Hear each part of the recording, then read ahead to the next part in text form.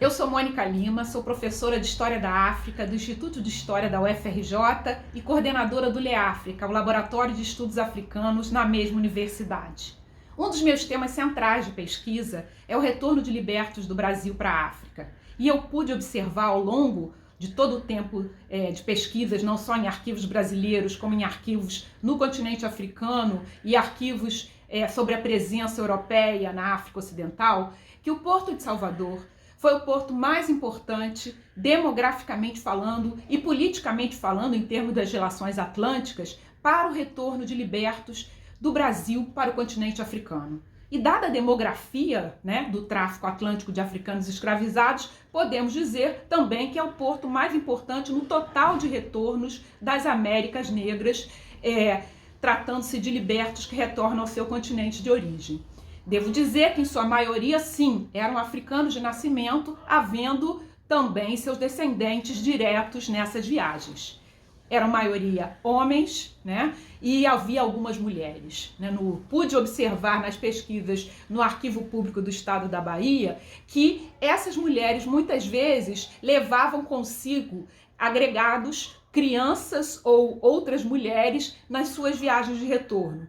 Pude observar também que havia alguns que não retornavam para ficar em África, mas sim indo e voltando.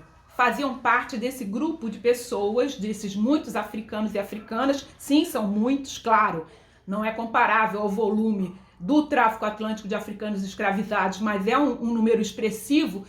Houve também aqueles que fizeram idas e vindas do Brasil para a África, em especial do Porto de Salvador para as cidades da costa ocidental africana, a chamada Costa da Mina, porque mantinham relações comerciais, religiosas e mesmo de parentesco em ambos os lados do Atlântico.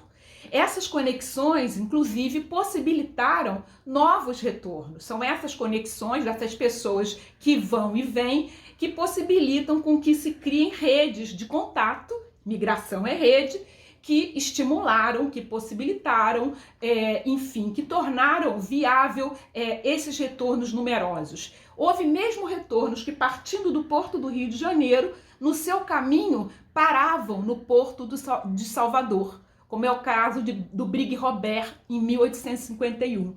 Essas e outras histórias sobre trajetórias de homens e mulheres que conseguiram essa vitória sobre as correntes, a vitória sobre as correntes da escravidão e a vitória sobre as correntes marítimas nessa volta à África, elas se encontram inscritas na cidade de Salvador e no seu porto. Salvador não era apenas um porto de entrada de muitos africanos escravizados, o mais importante no Brasil até o século XVIII.